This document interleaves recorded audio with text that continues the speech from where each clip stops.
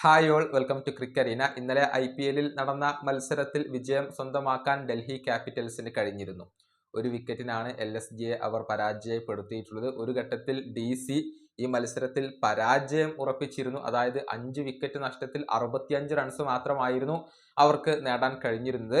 പക്ഷേ പിന്നീട് 2 താരങ്ങൾ നടത്തിയ ആ ഒരു പോരാട്ട വീര്യം അവരെ വിജയത്തിലേക്ക് എത്തിക്കുകയായിരുന്നു. വിപ്രാജിന്റെ ഒരു പ്രകടനം എടുത്തു പറയേണ്ടതുണ്ട്. അതുപോലെ തന്നെ അശുതോഷ് ശർമ്മയാണ് അവരെ വിജയത്തിലേക്ക് എത്തിച്ചിട്ടുള്ളത്. ഒരു മികച്ച ബാറ്റിംഗ് പ്രകടനമായിരുന്നു അശുതോഷ് നടത്തിയിരുന്നത്. ഏതായാലും ലക്നൗ സൂപ്പർ ജയൻസിന്റെ നായകനായ ഋഷഭ് പന്തിന് തൊട്ടതെല്ലാം പിഴച്ച ഒരു മത്സരമായിരുന്നു ഇത്.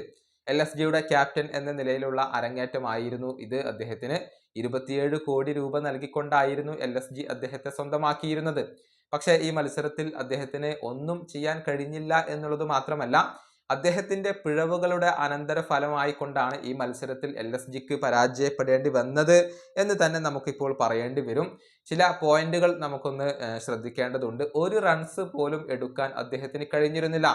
ഡക്ക് ആയിക്കൊണ്ടാണ് ഋഷഭ് പന്ത് ഈ മത്സരത്തിൽ മടങ്ങിയിട്ടുള്ളത്. അതുപോലെ തന്നെ വളരെ നിർണായകമായ അല്ലെങ്കിൽ ഈസി ആയിട്ടുള്ള ഒരു ക്യാച്ച് അദ്ദേഹം കൈവിട്ടിരുന്നു. ശരിയാണ്, 1-2 ക്യാച്ചുകൾ അദ്ദേഹം എടുത്തിട്ടുണ്ട്. പക്ഷെ സുപ്രധാന ക്യാച്ച് കൈവിട്ടത് തിരിച്ചടിയായി.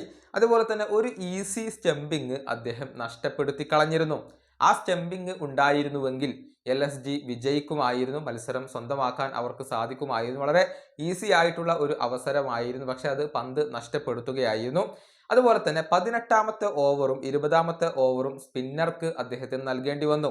ബൗളിംഗ് റൊട്ടേഷൻ നല്ല രൂപത്തിൽ ഉപയോഗപ്പെടുത്താൻ പന്തിന് കഴിഞ്ഞിരുന്നില്ല.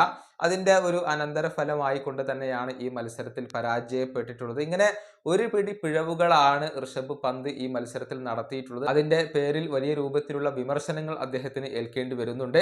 ഏതായാലും പന്ത് പൂർവാധികം ശക്തിയോടുകൂടി തിരിച്ചു വരും എന്ന് തന്നെയാണ് ആരാധകർ ഇപ്പോൾ പ്രതീക്ഷിക്കുന്നത്. ഈ വീഡിയോയുടെ അവസാനിപ്പിക്കുന്നു. അടുത്തൊരു വീഡിയോ കൊണ്ടും കാണാം.